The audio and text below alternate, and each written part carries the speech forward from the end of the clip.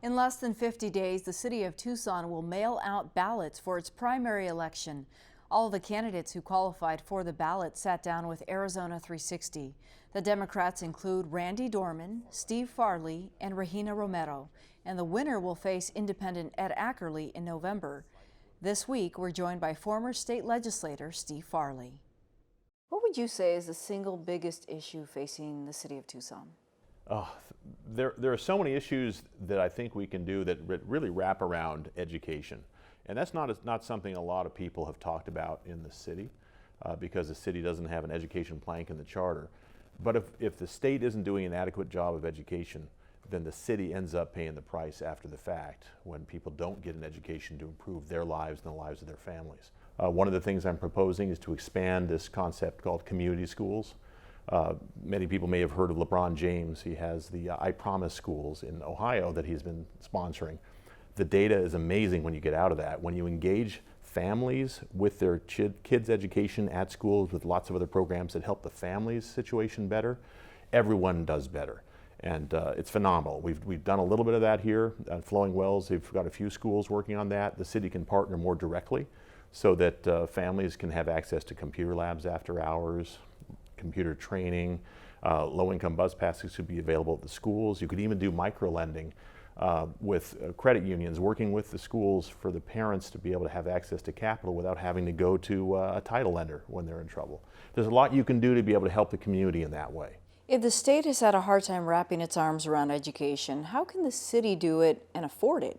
Well, the city has to lead in that direction. I mean, we've got, let me be real clear, we need to do the basics. We got a pothole problem.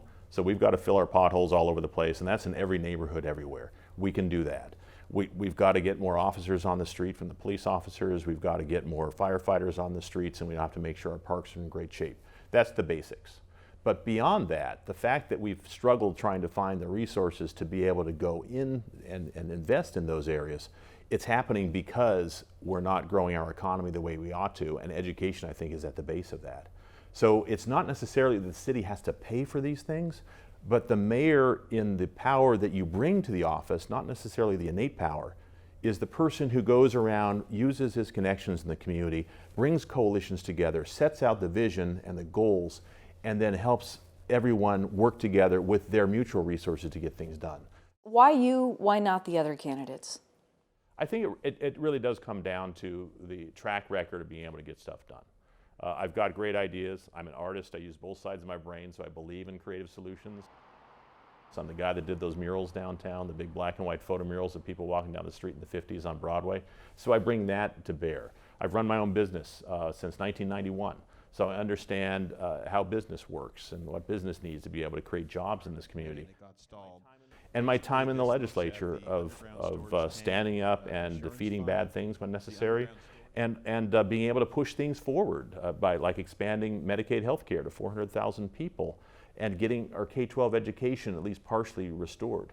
All of those things I mean that I've got the experience, and I've also got the relationships in the legislature. So while traditionally they've attacked us, I think with me as the mayor, since I have relationships with people on both sides of the aisle, I'll be able to stop those attacks before they begin and maybe actually enlist their help to move positive things forward for a change and totally change that dynamic. If you're elected mayor, sanctuary cities may be an issue that you'll have to confront. What are your thoughts?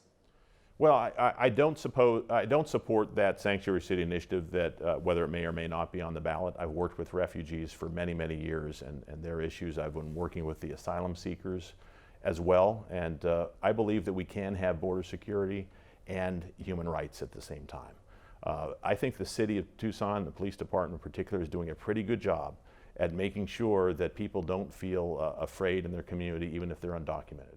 I think it's not helpful to take what we're doing now and put it into the charter in a big public way and attract a lot of attention that potentially could be negative for our community and potentially put these refugees and asylum seekers and migrants at risk of being targeted because it's become such a public issue. We're a very welcoming community. We are right now. And I think to say otherwise just isn't accurate. I don't think we need to be able to make a big invited political battle that could potentially put that at risk. Okay, Steve Farley, thank you. Thank you for having me.